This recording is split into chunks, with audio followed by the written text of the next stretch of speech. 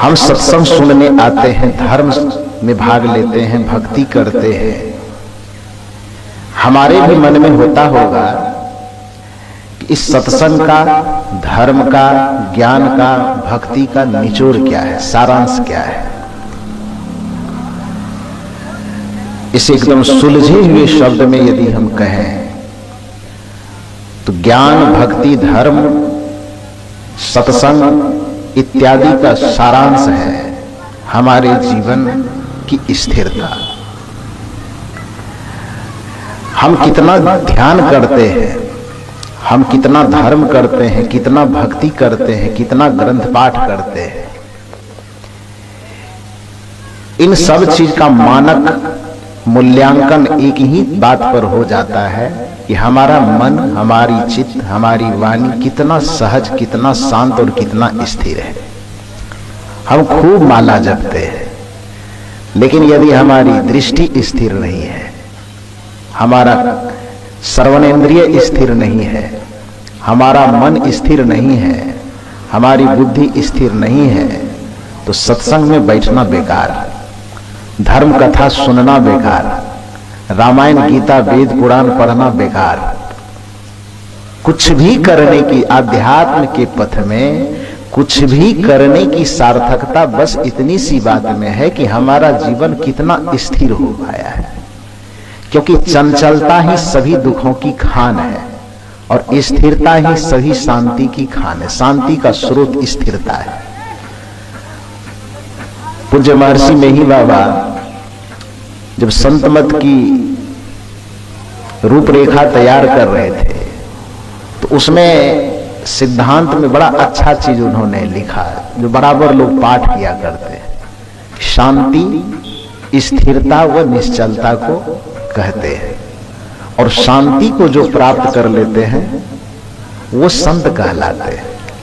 शांति को प्राप्त कर लेने वाला संत तो भक्त से ऊपर हो गया, संत तो ज्ञानी से ऊपर हो गया, संत तो पुण्यात्मा और धर्मात्मा से ऊपर हो गया। संत सिद्ध अवस्था का नाम संत है।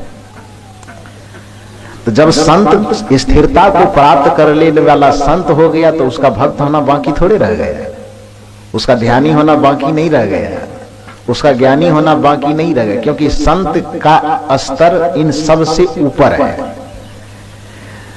क्रम है इसका, श्रृंखलाबद्धता यही है कि सबसे पहले कोई व्यक्ति जिज्ञासु होता है। ध्यान दीजिए, सबसे पहला क्रम है जिज्ञासु। जिज्ञासु का मतलब है जानने की इच्छा रखने वाला। जिज्ञासु के बाद होता है कोई व्यक्ति साधक, साधक के बाद कोई व्यक्ति होता है साधु, और साधु के बाद कोई व्यक्ति होता है संत, संत के बाद कोई होता है गुरु, और गुरु के बाद कोई होता है सद्गुरु। ये 5-6 स्टेज है। जिज्ञासु, सत्य को जानने की इच्छा जिसके अंदर है उसको जिज्ञासु कहते हैं, और सत्य को जान करके मन और इंद्रियों की चंचलता को साधने का संकल्प जो ले लिया है उसको साधक कहा जाता है। चाहे इसमें कोई मत पंथ की बात नहीं है, चाहे किसी मत का हो, किसी पंथ का हो, सम्यक परिभाषा यही है कि जो सत्य को जानने की इच्छा जिसके मन में पैदा हो गया उसको हम जिज्ञासु कहते हैं। उस सत्य को समझ करके, मन इंद्रियों को साध करके उस सत्य को अपने जीवन में उद्घाटित करने का संकल्प लेकर के जो चलना शुरू कर दिया उसको साधक कहते हैं। मन इंद्रियों की चंचलता को साध करके जो सत्य में स्थिर हो गया, स्थिर हो जाता है अधिकतर, उसको साधु कहा जाता है। और जिसने चित्त की चंचलता को सिमट करके मन इंद्रियों को पूर्णतः शांत करने में निपुणता हासिल कर लिया, सिद्ध हो गया, उसको संत कहा जाता है। अब जो संत अपने कल्याण के साथ साथ दूसरे की कल्याण की जिम्मेदारी लेता है, दूसरे को सिखाने की, समझाने की जिम्मेदारी लेता है, तो वो गुरु कहलाता है। और जो जड़ और चेतन का सम्यक बोध दे करके जड़ जगत से नितांत भिन्न, प्रपंच से नितांत भिन्न होकर के आत्म सत्ता में स्थिर कर दे, उसको सद्गुरु कहा जाता है। तो शांति, स्थिरता, निश्चलता को कहते हैं, और उसको जो प्राप्त कर ले वो संत कहलाते हैं। तो फिर भक्त तो कहलाएगा ही। जो स्थिरता को प्राप्त करे वही भक्त है, जो स्थिरता को प्राप्त करे वही ज्ञानी है, जो स्थिरता को प्राप्त करे वही ध्यानी है। इसलिए कबीर साहब ने बड़ी डंके की चोट पर कहा था कि इस संसार में जो कोई व्यक्ति साधना करना चाहता है तो उसको सबसे पहला ध्यान इस बात पे देना चाहिए। तो सदगुरु कबीर कहते हैं, तन थिर, मन थिर, वचन थिर, सुरत निरत थिर होए, कहाही कबीरता संत का पला न पकड़े को। सदगुरु कबीर कहते हैं कि जिस साधक के तन में स्थिरता, तन की चंचलता समाप्त हो गई, तभी उसके मन की चंचलता समाप्त हो। कोई व्यक्ति यह सोचे कि हमारा तन खूब चंचल रहे, हम वाणी से खूब बकर बकर बकर बकर करें और मन शांत हो जाए, ये कदापि नहीं हो सकता। कोई व्यक्ति सोचे कि दृष्टि हमारा खूब चंचल रहे, आंखों से हम बराबर भौचक होकर के इधर उधर देखते रहे और वह मुंह से कहते रहे कि हमारा मन स्थिर हो गया है, मनोविज्ञान कहता है कि ये कदापि नहीं हो सकता। आंख चंचल है तो मन कैसे स्थिर हो जाएगा, कान चंचल है तो मन कैसे स्थिर हो जाएगा, क्योंकि मन कोई अलग से कोई चीज तो है नहीं। मनोविज्ञान कहता है, साइकोलॉजी यह कहती कि मन हमारे 5 ज्ञानेंद्रियों से देखे चखे भोगे सुने गए भोगों का जो संस्कार है, उन्हीं संस्कार के समुच्चय को हम मन कहते हैं। मन कोई अलग से कोई चीज, ऐसा नहीं कि ईटा पत्थर की तरह मन कोई चीज है। आंख से जो हम देखते हैं, कान से जो हम सुनते हैं, जीभ से जो हम चखते हैं, त्वचा से जो हम नरम गरम कोमल कठोर स्पर्श करते हैं, तो 5 ज्ञानेंद्रियों के द्वारा देखे चखे सुने भोगे हुए भोगों का जो संस्कार हमारे अंतःकरण में संग्रहित है, उसी संग्रह के समूह को हम मन कहते हैं। जैसे अभी हम और आप यहां बैठे, मधेपुरा हम देखें, भागलपुर देखें, पूर्णिया देखें, पुरैनी देखे हैं, तो अभी आप यहां पर बैठे हुए हैं। इसमें से प्रत्येक आदमी को पूछा जाए, पुरैनी का जो हलवाई का दुकान है वो किधर है, पेट्रोल पंप किधर है, यहां बैठे बैठे वो बताएगा कि नहीं बताएगा? आंख बंद कर ले और तुरंत 1 सेकंड में सोचे कि पुरैनी में पेट्रोल पंप किधर है, वो देख सकता है अपने भीतर में। वो पेट्रोल पंप उस झलकने लगेगा, रोड किधर है, पेट्रोल पंप किधर है, उसकी टंकी किधर है, किधर से गाड़ी खड़ी करते हैं, किधर से पेट्रोल डीजल भरता है, ये सब नक्शा तुरंत उसके दिमाग में कौंधने लगेगा, कौंधेगा ना। और आपको कहें बैठ करके आगे में सत्यनारायण कथा की पुस्तक रख लीजिए और बताइए कि जापान का चौराहा कैसा है, अमेरिका का रोड और गली कैसा है, उस सत्यनारायण भगवान की कृपा से वो अमेरिका का रोड का नक्शा भीतर में उतरेगा? क्यों नहीं उतरेगा? क्योंकि अमेरिका के चौराहे का जापान के रोड का हमारे आंख से कभी सीधा संबंध नहीं हुआ है। उस दृश्य को हमारे आंख ने देखा नहीं है कभी, जिसके कारण आंख भी पास में है और अमेरिका भी कहीं होगा, लेकिन ज्ञानेंद्रियां पास में है और वह वस्तु भी इस धरती पे कहीं न कहीं होगा, लेकिन दोनों का संबंध कभी आमने सामने नहीं हुआ है, जिसके कारण से उस दृश्य का मन, उस दृश्य का संस्कार हमारे भीतर में नहीं होगा। ठीक उसी प्रकार से जैसे इस दृष्टि के बारे में ये बात हुई थी, यही बात सब चीज पे बैठा लीजिए, कान के विषय पे भी बैठा लीजिए। जापानी कभी भाषा आप सुने नहीं है, अभी आपको जापानी में कोई भजन गाने लगे तो आपको क्या लगेगा? वलवा कह रहा है कि बथवा कह रहा है, कुछ भी समझ में नहीं आएगा। आपको आएगा? जिस भाषा को आपका कान सब दिन सुनते आया है, जिस दृश्य को सब दिन आपकी आंखें देखती आई है, जिस रस को सब दिन आपका जीभ चखते आया है, उसी के संस्कारों का समुच्चय मन के रूप में आपके अंदर में विराजमान है। तो यदि मन को स्थिर आप करना चाहते हैं तो सीधी सी बात है कि पहले आपको अपनी आंखें स्थिर करनी होगी। यदि आपको मन स्थिर करना है तो आपको अपना कान स्थिर करना ही पड़ेगा। यदि आपको अपना मन स्थिर करना है तो आपको अपने जीभ, अपनी जुबान को स्थिर करना ही पड़ेगा। यही कारण है कि जो भी ध्यानी व्यक्ति होते, सबसे पहला लक्षण उसका आता है कि उसकी वाणी बहुत धीमी हो जाए, मौन हो जाता है। कबीर साहब ने भी साधक का लक्षण बताया है, संत का लक्षण, कि हरिजन हंस दशा लिए डोले, निर्मल नाम चुनी चुनी बोले। ऐसे नहीं बोलता है, निर्मल नाम माने पवित्र वाणी को चुन चुन करके बोलता है। हरिजन हंस दशा लिए डोले, निर्मल नाम चुनी चुनी बोले, मुक्ता हल लिए चोंच लुभावे, अब मौन रहे कि हरि यश गावे।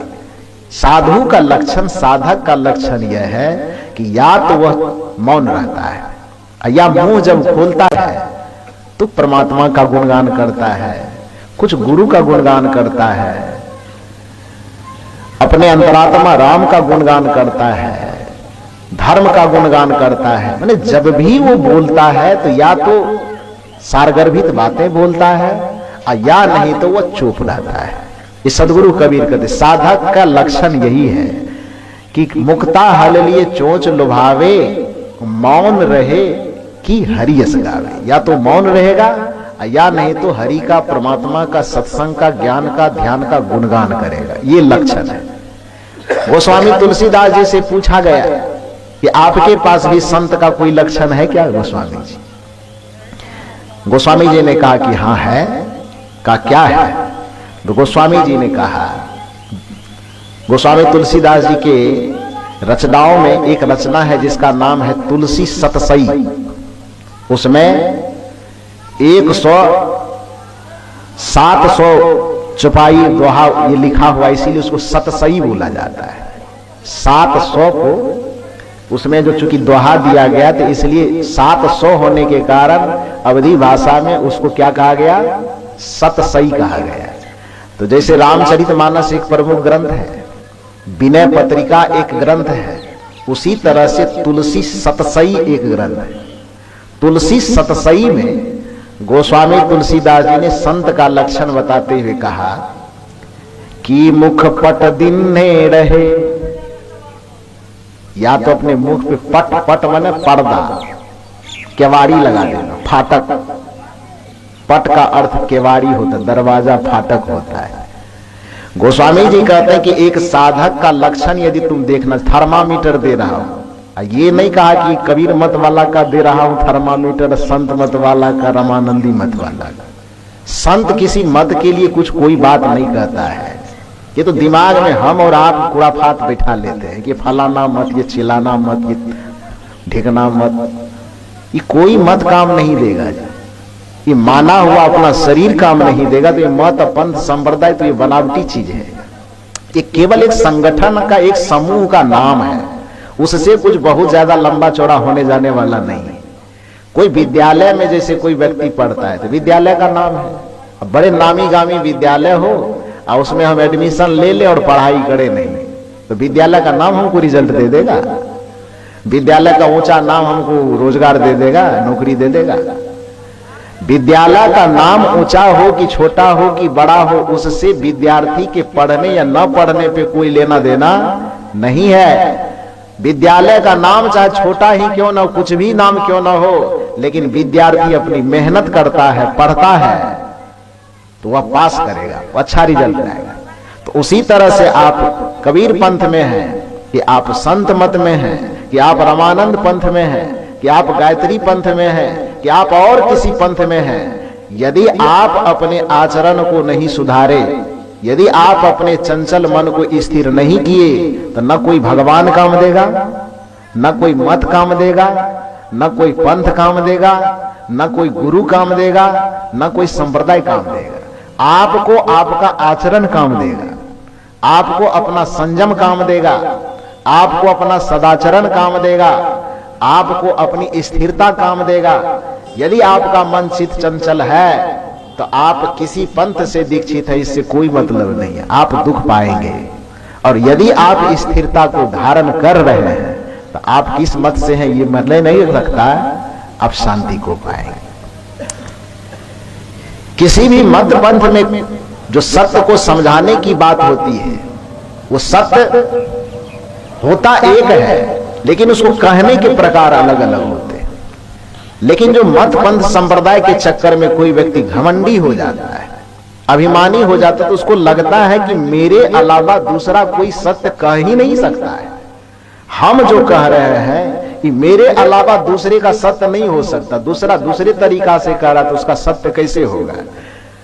हमारे पूज्य गुरुदेव श्री अभिलाष साहब जी एक कहानी कहा करते थे, बड़ी रोचक कहानी, कि दो छोटा बच्चा था, पढ़ने के लिए विद्यालय जाता था, दोनों भाई था, तो कोचिंग होगा कोई प्राइवेट विद्यालय। उसके पिताजी उस दोनों बच्चे को मोटरसाइकिल पर बैठाता और स्कूल लेके चला जाता था। वहां जाने के बाद छोड़ देता था और शाम में, नजदीक में ही होगा, शाम में बच्चा खेलते खेलते घर आ जाता था। संजोग की बात, बच्चा है तो स्वाभाविक है कि वो तो चंचल होगा ही, वो बुद्ध महावीर की तरह तो सीधे जाएगा और आएगा ऐसा तो होगा नहीं। कभी धूल फेंकेगा, कभी चप्पल फेंकेगा, कभी जूता फेंकेगा, कभी इधर कभी उधर, किसी से झगड़ा लड़ाई बच्चा का स्वभाव है। तो विद्यालय में छुट्टी हुई एक दिन, अब दोनों भाई अपने कंधे पे थैला लेके, हाथ में पानी का बोतल लेके घर की ओर चला। रास्ते में आते आते दोनों भाई में बातचीत हुई कि भैया आज तुम्हारे विद्यालय स्कूल में क्या पढ़ाया, क्लास में क्या पढ़ाया। छोटा पूछता है, तो बड़े भाई ने कहा कि मेरे क्लास में आज टीचर ने गणित पढ़ाया है। बड़े ने पूछा तुम्हारे रूम में क्लास में क्या पढ़ाया। कहा मजा आ गया भैया, आज हमारे भी क्लास में गणित ही पढ़ाया। वाह, गणित में क्या पढ़ाया। तो बड़े ने कहा जोड़ पढ़ाया। अरे आश्चर्य की बात है, मुझको भी आज जोड़ ही पढ़ाया गया। कि क्या बताया, बताओ तो बड़ा ने कहा कि मेरे टीचर ने पढ़ाया 5 जोड़ 5 बराबर 10 होता है। छोटा वाला का मुंह लटक गया। छोटा वाले ने कहा नहीं, गणित पढ़ाया ये तो ठीक है, जोड़ पढ़ाया यह भी ठीक है, लेकिन तुम्हारे टीचर ने थोड़ा कुछ गलत पढ़ा दिया। का सो कैसे है? संजोग की बात है कि आज मेरे भी क्लास में जोड़ ही बताया, लेकिन जोड़ बताया कि 6 जोड़ 4 बराबर 10 होता है, 8 जोड़ 2 बराबर 10 होता है। तुम्हारे टीचर ने बताया 5 जोड़ 5 बराबर 10 होता है। ये कैसे हो सकता है? मेरे टीचर ने बताया कि 8 जोड़ 2 बराबर 10 होता है, और उंगली पे गिन गिन के बताया 1 2 3 4 5 6 7 8 प्लस 9 और 10। 8 में 2 को जोड़ने पर 10 होता है, ये हमारे टीचर ने बताया। बड़े वाले ने कहा चुप बेवकूफ कहेगा, बड़े हम है कि तुम हो। जब हमको हमारे तुमसे क्लास में भी ऊंचा है, तो तुम्हारे तुमसे क्लास ऊंचा है तो हमारा मास्टर भी ऊंचा है। एक हम विद्यार्थी, वो भी उम्र में बड़ा, हम भी ऊंचा, हमारा क्लास भी ऊंचा, हमारा मास्टर भी ऊंचा। तो उसने यदि बता दिया है कि 5 जोड़ 5 बराबर 10 होता है, तो हम सही हैं, और तुम छोटा, तुम्हारा मास्टर छोटा, तुम्हारा क्लास छोटा, तुम भी बेवकूफ, तेरा मास्टर भी बेवकूफ। अब किसी को कोई कहे तू छोटा है और बेवकूफ है, तुम्हारा मास्टर भी बेवकूफ, तो बर्दाश्त होगा? वो भी बच्चा आदमी को उठाया, मुक्का दिया, नाक पे एक मुक्का खींचा, मुक्का से भी नहीं हुआ, धूल नीचे से लिया, उसके मुंह पे वो फेंका, उसके मुंह पे वो फेंका, लड़ते झगड़ते रोते नोचते पोंछते दरवाजे पे आया, और दरवाजे पे आकर के रोने लगा। पिताजी सामने आए। पिताजी ने कहा कि झगड़ा क्यों किया जी, किस बात का विवाद था? का विवाद कुछ नहीं, आज हम दोनों जब आ रहे थे, रास्ते में बातचीत हुई, पूछा कि तुम्हारे क्लास में क्या पढ़ाया, तो हमने बताया, हमने पूछा तो इसने बताया। पिताजी ने कहा क्या बताया? का क्लास में, हम दोनों के क्लास में आज गणित की पढ़ाई हुई, ये कहता है कि हमारे टीचर ने 5 जोड़ 5 बराबर 10 पढ़ाया, और हमारे टीचर ने 8 जोड़ 2 बराबर 10 पढ़ाया। तो जब 10 तो ठीक है, जोड़ भी ठीक है, लेकिन जब 8 जोड़ 2 बराबर 10 हो सकता है, तो ये 5 जोड़ 5 कैसे 10 हो सकता है? इसलिए हमने इसको कहा कि तू बेवकूफ, तेरा मास्टर भी बेवकूफ, ये भी हमको कह दिया तू भी बेवकूफ, तेरा मास्टर भी बेवकूफ। पिताजी दोनों के बात को सुना तो माथा पिटा का करे नालायक, तू बेवकूफ न तेरा मास्टर बेवकूफ, तुम दोनों को पैदा करने वाला तेरा बापे बेवकूफ।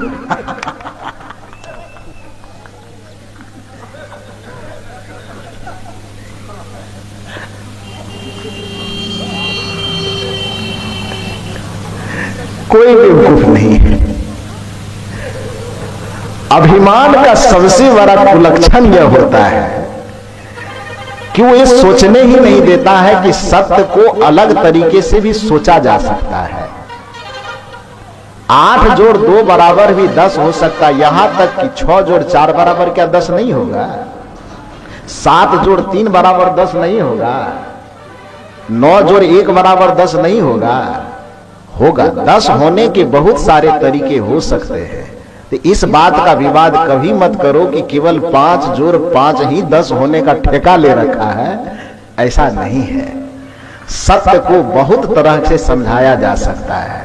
मूल बात यह है कि जब तक आपका मन बुद्धि चित्त चिंतन स्थिर नहीं होगा, जब तक आपकी वाणी स्थिर नहीं होगी, जब तक आपकी इंद्रियां स्थिर नहीं होगी, सत्य को न तो आप समझ सकते हैं, असत्य को न जी सकते हैं, न शांति को प्राप्त कर सकते। शांति को प्राप्त करने की एक ही शर्त, कोई मत नहीं है। शांति को प्राप्त करने की शर्त कोई पंथ नहीं है। शांति को प्राप्त करने की शर्त कोई माला नहीं है। शांति को प्राप्त करने की शर्त है चंचलता से मुक्त हो जाना और स्थिरता में स्थित हो जाना। जितना जल्दी आप स्थिर होंगे उतना जल्दी आपके भीतर से शांति फूटेगा। मैंने कहा कि सदगुरु कबीर कहते हैं कि मौन हो जाना ये संत का लक्षण बताया गया। गोस्वामी तुलसीदास जी से पूछने गया लोग, तो उस समय गोस्वामी जी रामचरितमानस लिख के साइड कर दिए थे, विनय पत्रिका लिख के साइड कर दिए थे। जीवन की अंतिम अवस्था में सतसई लिख रहे थे, उसी क्रम में कोई पूछने गया होगा तो गोस्वामी जी बताते हैं कि मुख पट दिन्ने रहे। या तो व्यक्ति जो साधक होता है, जो संत होता है, उसका लक्षण क्या है कि या तो अपने मुंह पर वो पर्दा दिए रहता है, मतलब मुंह को बंद रखता है, बकर बकर नहीं करता है। कि मुख पट दिन्ने रहे यथा अर्थ भासंत। समझ रहे हैं बात को? कि मुख पट दिन्ने रहे यथा अर्थ भासंत, तुलसी या संसार में सो विचार युत संत। गोस्वामी जी कहते हैं कि विचार करने पर वही संत प्रतीत होता है। विचार करके देखने पर संत का लक्षण यही दिखाई देता है कि जो जिसको देखने के बाद यह पता चले कि या तो अपने मुख पर वो पट दिया हुआ है, केवाड़ लगा के रखा है, या नहीं तो यदि मुंह का केवाड़ खुलता है तो क्या निकलता है?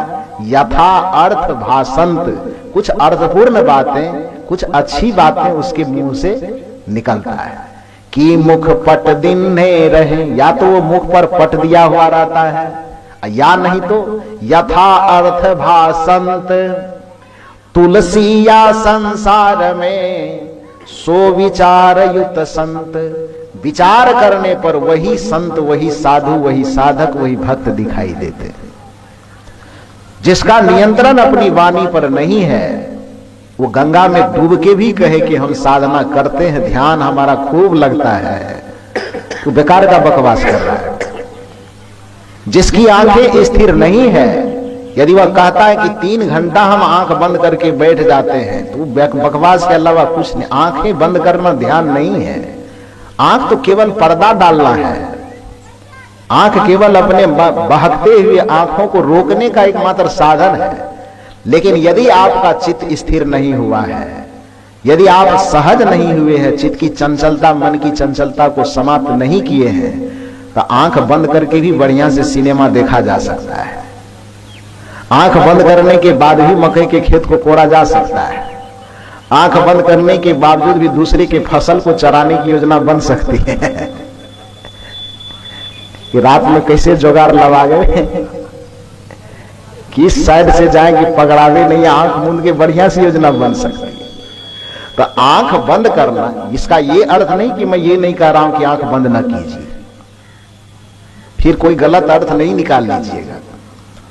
आंख बंद करना आवश्यक है, लेकिन आंख बंद करने से पहले की जो भूमिका, लोगों ने ध्यान को थोड़ा माने बड़ा गाजर मूली की तरह सस्ता बनाया। ये गाजर मूली की तरह ध्यान सस्ता नहीं है कि कोई आया उधर से खैनी रगड़ते हुए आराम से बैठ गया आंख बंद करके सीधे ब्रह्मांड में पहुंच गए, ऐसा नहीं होता है। ध्यान का ये लक्षण नहीं है कि कोई व्यक्ति सिर्फ इतना समझ ले कि हम बीड़ी पीते हैं, खैनी खाते हैं, राग करते हैं, द्वेष करते हैं, गाली देते हैं, लड़ाई करते हैं, झगड़ा करते हैं, बाहर के व्यवहार हमारे उठपटांग हैं और हम किधरों से आए, बस पैर हाथ धो के मुंह धो के हल्का जल छीट करके आराम से बैठ गया, आंख बंद कर लिए, ध्यान हो गया। नहीं, ध्यान का क्लास एक साधक के लिए वो 7वां क्लास है। ध्यान की रूपरेखा सबसे पहले, ध्यान तो हमारे भारतीय सनातन संस्कृति में ध्यान की प्रबलता है, वैदिक युग से ही है। लेकिन जिस तरह से वैदिक संहिताओं का संकलन सबसे पहले वेद अभ्यास ने किया, वेद के ज्ञान पहले थे हमारे संसार में, लेकिन वह किताब के रूप में संकलित नहीं था। उसको संकलित तो वेद अभ्यास ने किया। उससे पहले वेद के वाणी किताब में पन्नों में लिखा हुआ नहीं था। परंपरा थी कि गुरु बोलता था और शिष्य सुनता था। जैसे हम बोल रहे हैं, आप सुन रहे हैं, अब सुन करके ही उसको आप याद कर रहे हैं।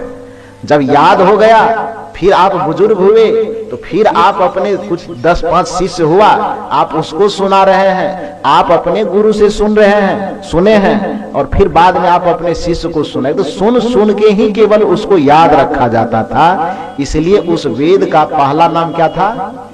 श्रुति। उसको वेद नहीं कहा जाता था। हमारे वेद का सबसे पहला नाम था श्रुति। क्यों? क्योंकि सुन करके ही उस ज्ञान को मस्तिष्क में धारण किया जाता था, याद रखा जाता था, इसलिए उसको श्रुति कहा जाता था।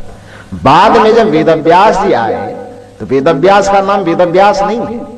वेदव्यास का असली नाम है कृष्ण द्वैपायन। कृष्ण इसलिए क्योंकि वो देखने में काला कलूटा थे। अब द्वैपायन इसीलिए कि जैसे टापू होता है, टापू समझते हैं, चारों तरफ पानी हो और बीच में एक ठो टीला हो, उसको गांव देहात की भाषा में टापू बोला जाता है। उसी को साहित्य की भाषा में द्वीप बोला जाता है। तो जहां पर वेदव्यास जी का जन्म हुआ, तो वो चारों तरफ नदियों से, पानियों से घिरा हुआ स्थान था, एक टापू था, द्वीप। उस द्वीप पर उनका जन्म हुआ। तो देखने में काला कलूटा था, तो नाम हो गया कृष्ण। अब द्वीप पर जन्म लिया तो इसलिए पता हो गया द्वैपायन, कृष्ण द्वैपायन, नाम पड़ गया कृष्ण द्वैपायन। पूरी जवानी उसकी कृष्ण द्वैपायन नाम में ही बीत गई। जैसे मोहनदास करमचंद गांधी बीतते और मोहनदास करमचंद गांधी जब शांति निकेतन गया विश्व गुरु रविंद्रनाथ टैगोर के पास, तो विश्व गुरु रविंद्रनाथ टैगोर ने कहा कि आप इतनी बड़ी महान हस्ती हैं, इतना दुनिया में नाम, आपके नाम बोलने में ही तो आधी जनसंख्या जी लटपटा जाएगी। मोहनदास करमचंद गांधी बोलेगा कैसे? जय जयकार भी करेगा तो आपके नाम को शोभा नहीं देता है। और रविंद्रनाथ टैगोर ने उनके लंबे चौड़े नाम को छांटते हुए कहा कि आज से आपका नाम मोहनदास करमचंद गांधी नहीं, आज से आपका नाम महात्मा गांधी है। ये विश्व गुरु रविंद्रनाथ टैगोर ने वो नाम उनको दिया था। पूरे दुनिया इसी नाम से जाने लगी। तो कृष्ण द्वैपायन आपको बोलने के लिए कहे तो हमको लगता है इसमें से 50% आदमी बोल भी नहीं पाएगा, बोलेगा। और इतनी बड़ी हस्ती, इतना बड़ा नाम है, तो उसका नाम भी थोड़ा ऐसा होना चाहिए कि सब बोल सके। तो जब कृष्ण द्वैपायन नाम से उनकी जवानी गुजर गई और वेद के सुने हुए ज्ञान को जब उन्होंने सोचा कि हमें कागज पर अंकित करना है, तो करते करते जितने 88,000 ऋषि उस समय में होते थे, कहा जाता है कि सबने मिलके कहा कि इतना महान काम आप किए हैं तो बार बार आपका नाम लेना पड़ेगा। जब भी कहीं हम वेद की चर्चा करेंगे तो आपका नाम लेना पड़ेगा। आज आपका नाम लेने में जुबान उलट पुलट होगा नहीं, कृष्ण द्वैपायन कहेंगे कैसे? तो इसीलिए नाम को थोड़ा सरल बनाइए। वेदव्यास ने कहा कि तब आप ही लोग बताइए क्या नाम रखा जाए। तो सबने कहा कि चूंकि वेद श्रुति के रूप में थी और इस वेद के ग्रंथ का व्यास, आप, व्यास का मतलब संपादक होता है, संपादन करने वाला। तो इस श्रुति को वेद के रूप में आपने एकत्रित किया, संकलित किया और उसका संपादन आपने किया, व्यास आप हो गए।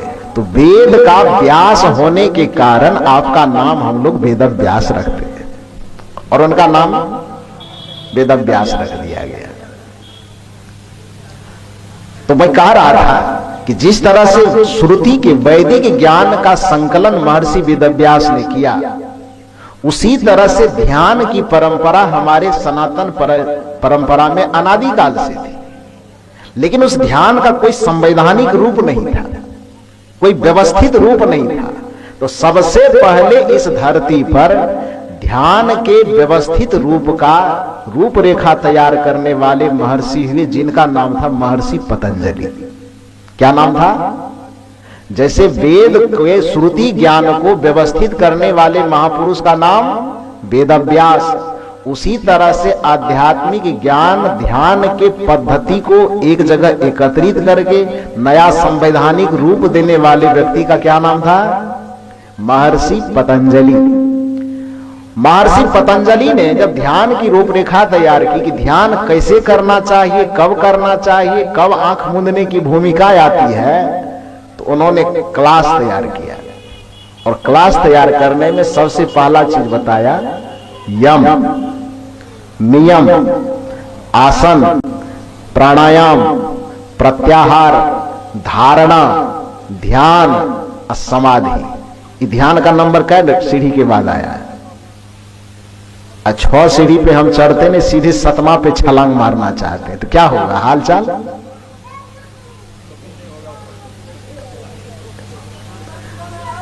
सातवां क्लास में 6 क्लास हम पढ़ाई किए नहीं है, सीधे 7वां में हम एडमिशन लेने की बात करते हैं, तो क्या होगा? इंस्पेक्टर आएगा जांच करने तो धराएगा ना, विद्यार्थियों जाएगा और जो मास्टर एडमिशन लिया है हो जाएगा कि नहीं जाएगा? यम का हम पालन नहीं करना चाहते, नियम का हम पालन नहीं करना चाहते। आसन का मतलब हुआ शरीर की स्थिरता, मन इंद्रियों की स्थिरता यम नियम में आ जाती है, पवित्रता आ जाती है। तो यम नियम आसन प्राणायाम प्रत्याहार, प्रत्याहार का मतलब देखिए सारा चीज इसी में आ जाता है। अब सत्संग में हम लोग बैठते हैं तो खास करके कुछ लोगों के दिमाग में इतना खुराफात 2-4 पंक्ति पढ़ता है रामायण गीता का, इतना खुराफात मचाता है वो, कहता सत्संग सुनने आए, कुछ मुक्ति की बातें कीजिए ना, कुछ ज्ञान की, कुछ ध्यान की बातें। लगता है सीधे वो सतलोक से उतर करके आया है। ज्ञान ध्यान और मुक्ति की बात करने आता है। सिगरेट छूटा नहीं है, जर्दा छूटा नहीं है, बीड़ी छूटा नहीं है, प्राण पान छूटा नहीं है, भाई भाई के बीच में विवाद है वो छूटा नहीं है, पति पत्नी के बीच में तनातनी है वो छूटा नहीं है, अपने बेटे के साथ बनाव नहीं, ये छूटा नहीं, बेटा है तो पिता का आदर सम्मान नहीं करता है, ये छूटा नहीं। और सीधे वो बैतरनी पार होने की बात करता है। जब तक हमारे जीवन में व्यवहारिक समरसता नहीं आएगी, जिस जगह पर आप रहते हैं उस जगह पर आपस में आप प्रेम के साथ सद्भावना के साथ नहीं रहेंगे, जब तक आपका मन और मस्तिष्क सहज और शांत नहीं होगा, जब तक आपके मन और मस्तिष्क से ईर्ष्या द्वेष छल कपट प्रपंच का परित्याग नहीं होगा, तब तक 7 जन्म तक आप आंख बंद करके बैठे रह जाएंगे, फिर भी आपसे ध्यान नहीं हो सकता है, इसकी गारंटी है। क्योंकि ध्यान का अर्थ ही है, ध्यान हेयस तदत वृत्तयः। महर्षि पतंजलि ने कहा कि हृदय के वृत्तियों का शांत हो जाना ही ध्यान कहलाता है। ध्यानं निर्विषयं मनः, मन का निर्विषय हो जाना, सभी विषय से मुक्त हो जाना ही ध्यान कहलाता है। ध्यानं शून्यगतं मनः, कि ध्यान की शून्य अवस्था में पहुंच जाना, निर्विकल अवस्था में, सहज अवस्था में, स्थिर अवस्था में पहुंच जाना, यह ध्यान है। ध्यान की परिभाषा जिसने भी दिया, मैंने कहा कि ध्यान की संहिता जिसने तैयार की, वो पहले कहा कि यम का पालन करो, नियम का पालन करो, आसन का पालन करो। आसन बैठने में स्थिरता हो, देखने में स्थिरता हो, सोचने में स्थिरता हो, बोलने में स्थिरता हो, चलने में स्थिरता हो, ये आसन का लक्षण है। तो यम नियम आसन, चौथा है प्राणायाम, पांचवा है प्रत्याहार। प्रत्याहार का अर्थ होता है, आहार का मतलब होता है किसी चीज को ग्रहण करना। अब प्रत्याहार का मतलब उसका उल्टा होता है। आहार माने लेना और प्रत्याहार माने छोड़ना, उसको प्रत्याहार कहा जाता है। आहार शब्द ही बना। अब आहार का अर्थ इतना संकुचित नहीं कि हम जो दाल भात सब्जी रोटी खाते वही आहार है। आहार का लोग संकुचित अर्थ इतना जानता है कि मैंने जो हम थाली में परोसे और उठा करके मुंह में लिए तो उसको क्या कहते हैं, आहार कहते हैं।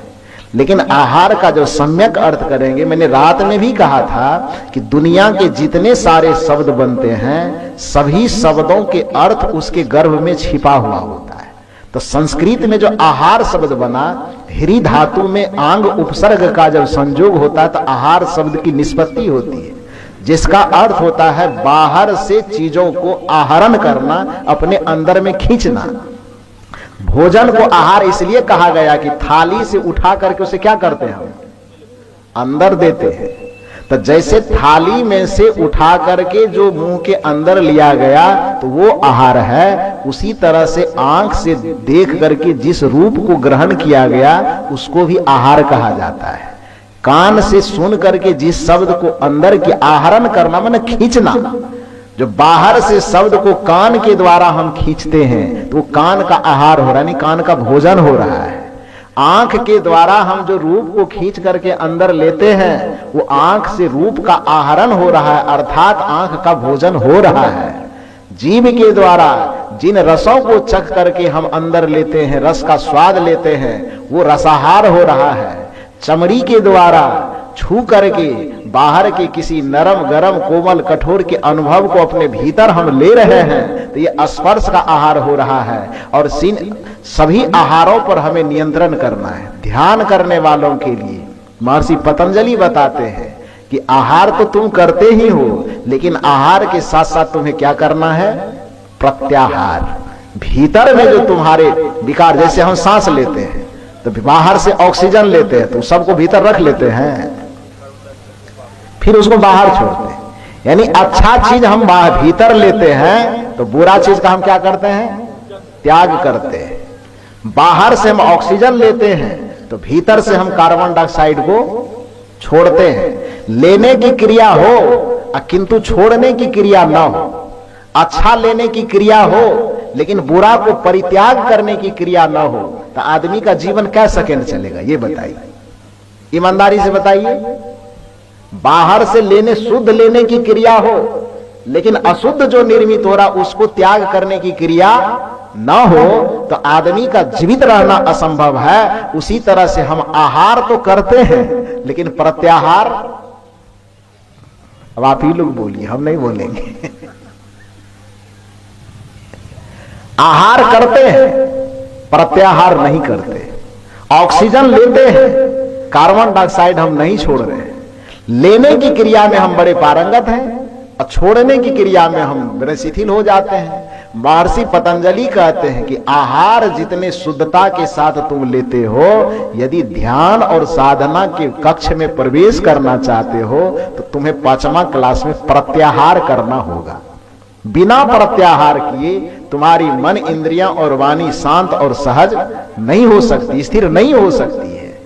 तो ध्यान में प्रवेश करने के लिए, स्थिरता में प्रवेश करने के लिए प्रत्याहार का होना आवश्यक है। ध्यान दीजिए, यम, नियम, आसन, प्राणायाम, प्रत्याहार।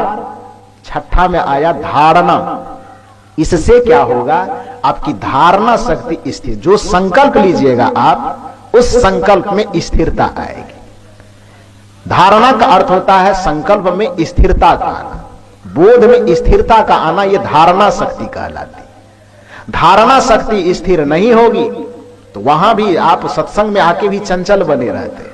और याद रखिए कि जो चंचल होगा वह व्यक्ति जीवन की, अध्यात्म की दिशा की तो बात ही छोड़ दीजिए, व्यवहारिक दिशा में भी जीवन में कभी वह सफल नहीं हो सकता है। सफलता की शर्त ही यह है कि हमारी धारणा शक्ति, धैर्य शक्ति, ग्रहण करने की शक्ति बहुत मजबूत होनी चाहिए। हम एक कहानी बतावे बचपन की। कल भी मैंने बताया था कि चूंकि मेरा जन्म स्थान मधेपुरा जिला ही पड़ता है, सिंहेश्वर प्रखंड में, तो आजकल के बच्चे के पढ़ाने का तो थोड़ा स्टाइल अलग है। बच्चे से जरा सा कोई काम नहीं करवा सकते हैं, बच्चा गलती भी करे तो छड़ी नहीं मार सकते हैं, वो कानूनन अपराध हो जाएगा, केस हो सकता है। लेकिन हम लोग जिस समय बच्चा थे तो उस समय तो काम न करें, झाड़ू न लगावे, कागज न छूने, थोड़ा लहसुन प्याज फूल तूल न लगावे तो बड़ी पिटाई होती थी। हम लोग के समय में ऐसा था। तो जिस विद्यालय में हम पढ़ते थे तो वो दिया गया फूल सब लगाने के लिए, और कहा गया था कि ललित कला में इसका 5 नंबर, 5 या 10 कितना बोला था याद नहीं है, वो नंबर जुटेगा। तो फूल लगाने में दिलचस्पी हो कि ना हो, लेकिन नंबर का जहां तक सवाल है तो विद्यार्थी छोड़ेगा। सब कोशिश करता था कि थोड़ा हमारा कियारी फूल थोड़ा बढ़िया हो तो अच्छा हो। संजोग से हम लोगों की क्लास में एक विद्यार्थी था, वो मास्टर साहब का बेटा था। मास्टर साहब का नाम नहीं बताएंगे, फिर देखेगा तो बाद में हमको डांट पड़ेगी। तो मास्टर साहब का बेटा भी पढ़ता था। उस लड़का का नाम, अब नाम तो लेना पड़ेगा, तो लड़के का नाम था कन्हैया जी। अब घर का हो सकता और कुछ नाम हो, दुलार से उसको कन्हैया कन्हैया बोलता था। तो उसको लगा कि अरे सब मेहनत कर रहा है, फूल लगा रहा है, ये लगाओ वो लगाओ, पानी पटाओ, कुछ करो, हम तो खुद मास्टर साहब के बेटा ही हैं, हमारा फूल लगे कि न लगे हमको नंबर मिल ही जाएगा। तो वो उतना मेहनत नहीं करता था। संजोग से मास्टर साहब एक दिन सबकी क्यारी को घूमते घूमते देख रहा था, तो वो जो कन्हैया का जो फुलवारी था उसका थोड़ा अस्त व्यस्त था, मुरझा सुखाया हुआ, इधर डुला हुआ उधर गिरा हुआ। तो मास्टर साहब उसको पूछा कि ये किसका है? तो सबने कहा कि सर आप ही के लड़के का ये फुलवारी है। तो मास्टर साहब बैठे और उस लड़का को बुलाया, हम लोग भी गए तो बुलाया, कहा क्यों जी सबके फूल फुलवारी बड़े अच्छे हैं, तुम्हारा इस तरह से अस्त व्यस्त क्यों है, क्यों नहीं मेहनत करते हो? तो मुंह लटका करके बोला कि पापा आप नंबर देवे कीजिएगा तो हमको दे दीजिएगा। इसलिए हम मेहनत नहीं करते। ना समझ पिता रहता तो कहता हाँ ठीक है, लेकिन शिक्षक थे, समझदार थे, उन्होंने कहा ऐसा नहीं होगा, मेहनत करो, अच्छा लगाओगे तभी नंबर मिलेगा। बढ़िया बात कहा उन्होंने।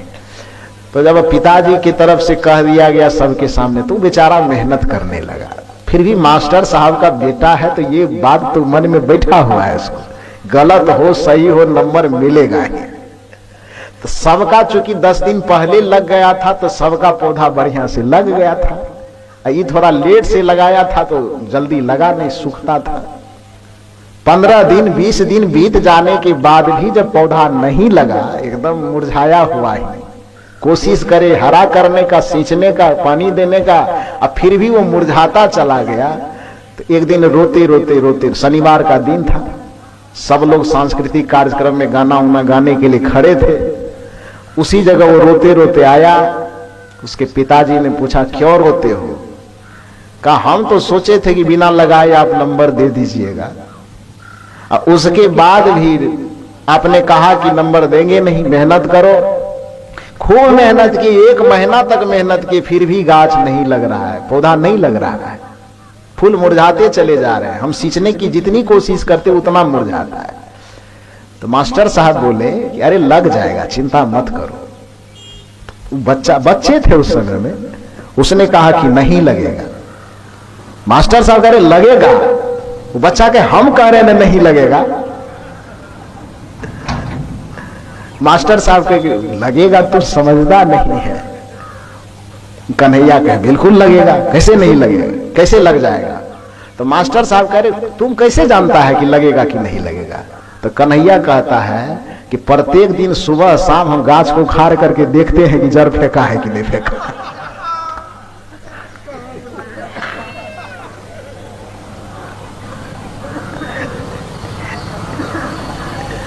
मास्टर साहब को कहा आपको कैसे पता चल जाएगा? ये हम करते हैं ना, हम प्रतिदिन पौधा को उखाड़ते हैं तो प्रतिदिन देखते हैं और किसी दिन उसमें जड़ निकला हुआ दिखाई नहीं देता है, तो आपको कैसे पता चलेगा? हम जानते हैं कि गाछ नहीं लगेगा। मास्टर साहब माथा पीट लिए कि हाँ सही बात है। कहने का ये अर्थ है कि एक छोटे से पौधे को लगाने के लिए जब उसको स्थिर छोड़ देना आवश्यक है, दही पौड़ते हैं आप, बनाते हैं दही, दूध खोला देते हैं, उसमें जामन दे देते हैं और दूध को आप हंडी हर वक्त डुलाते रहिए, दही जम जाए। दूध से दही जमाने के लिए जब उस बर्तन को स्थिर रखना पड़ता है, वृक्ष को लगने के लिए, जमीन में जड़ फेंकने के लिए जब उसको स्थिर रखना पड़ता है, तो आपको परम चंचलता से मुक्त होकर के, दुख से मुक्त होकर के परम शांति के स्रोत से जुड़ने के लिए कितनी स्थिरता और सहजता की जरूरत है, इसको जरा सोच करके देखिए आप। जैसे वृक्ष को लगाने में धैर्य की आवश्यकता है, जैसे दूध से दही को जमाने में धैर्य की आवश्यकता है, उसी तरह से ध्यान साधना में आदमी को धैर्य की महती आवश्यकता है। जिसका चित्त मन धैर्य को धारण नहीं करेगा, चंचल रहेगा, वह व्यक्ति ध्यान में कभी सफल नहीं हो सकता है। तो महर्षि पतंजलि ने यह बताया कि ध्यान से पहले क्या है? धारणा है। जब यहां धैर्य स्थिर हो गया, धारणा तक, ध्यान दीजिए मेरी बात पर, यम, नियम, आसन, प्राणायाम, प्रत्याहार, धारणा और सतमा, इतना 6 चीज होने के बाद तब ध्यान, और ध्यान के परिणाम में समाधि। हम करते क्या है? इस 6 चीज को नकारने की कोशिश करते।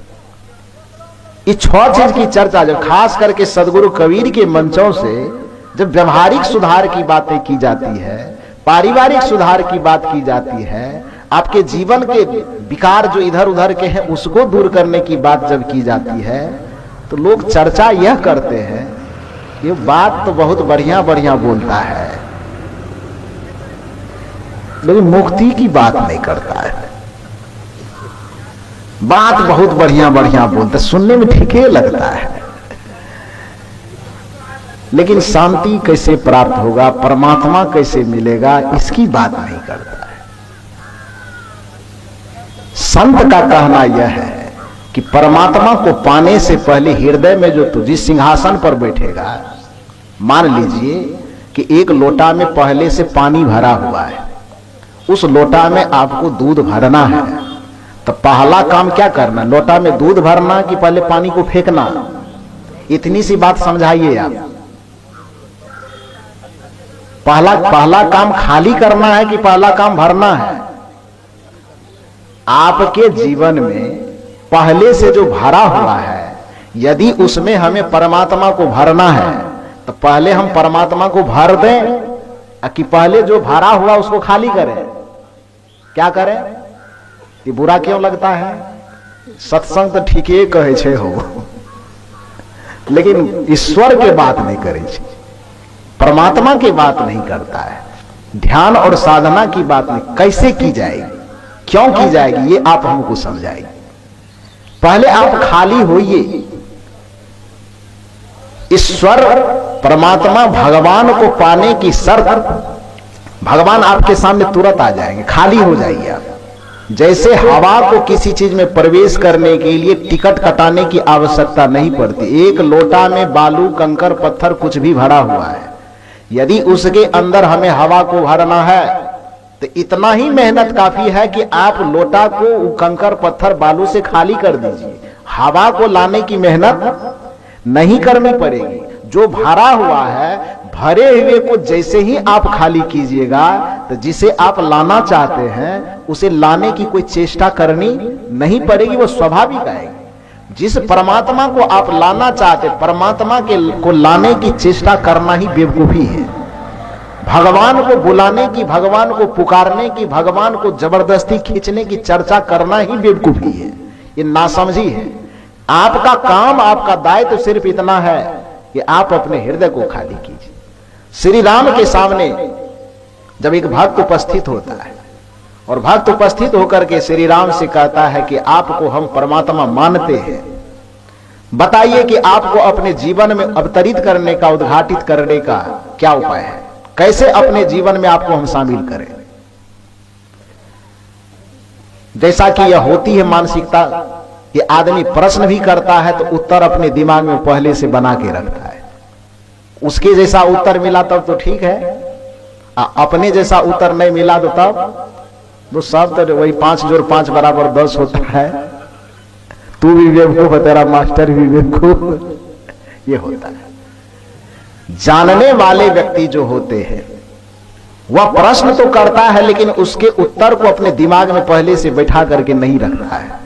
लेकिन जो जांचने वाला व्यक्ति होता है वह पहले से उत्तर को पकड़ के रखता है और तब प्रश्न करता है। यदि उसके उत्तर से, उसके अहंकार से आपका जो दिया हुआ उत्तर मेल खा गया तब तो बाप रे बाप, इतना पहुंचा हुआ बाबा है वो पूछो मत। और आप जो पहले से उत्तर पकड़ के रखे हैं, यदि उससे तालमेल नहीं खाया तो फिर आप कितना भी अच्छा है कोई मतलब नहीं। एक बड़ा रोचक कहानी बताऊं आपको।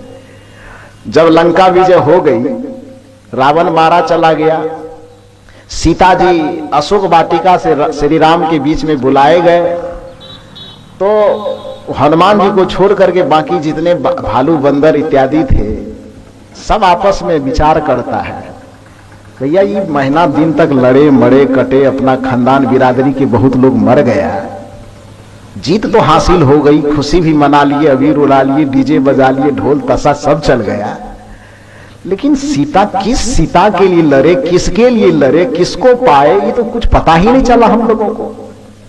बात समझ रहे हैं?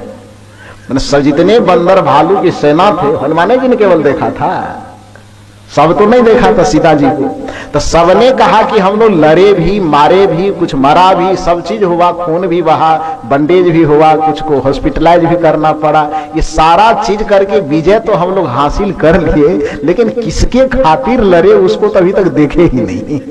कैसा है वो, कौन है, कैसी है सीता जिसके लिए समुद्र पे पुल बांधा चला गया, कैसी है वो सीता जिसके लिए हम लोग कहा किष्किंधा से लड़ते लड़ते लंका पहुंच गए। तो बिना देखे तो संतोष कैसे होगा? लड़ लिए, मार दिए, मर भी गए, कुछ विजय हासिल कर लिए। अब एक काम ये होना चाहिए कि जिसके लिए लड़े हैं थोड़ा एक बार उसका चेहरा का दर्शन हो जाता, देख लेते कि हाँ इसी के लिए लड़े हैं, तो थोड़ा मन में संतुष्टि होती। यह खबर धीरे धीरे धीरे धीरे श्री राम तक पहुंच गई।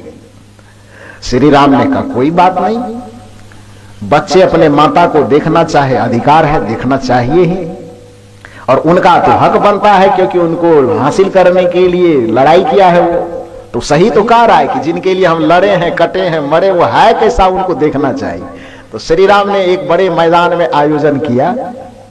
अब उतने बंदर भालू के बीच में तो सीता जी को देखना मुश्किल हो जाएगा।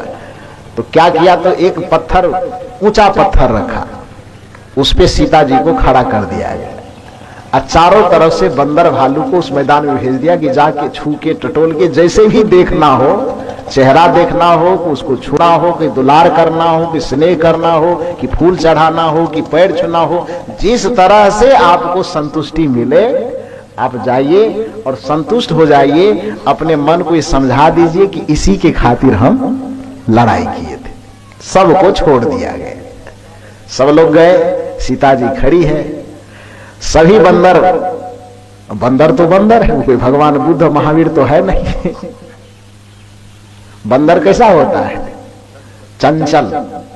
बंदर का अर्थ ही जो भावात्मक अर्थ है चंचल, मतलब बंदर, कभी इस डाल पे कभी उस डाल पे उधकना फुदकना कुचलना।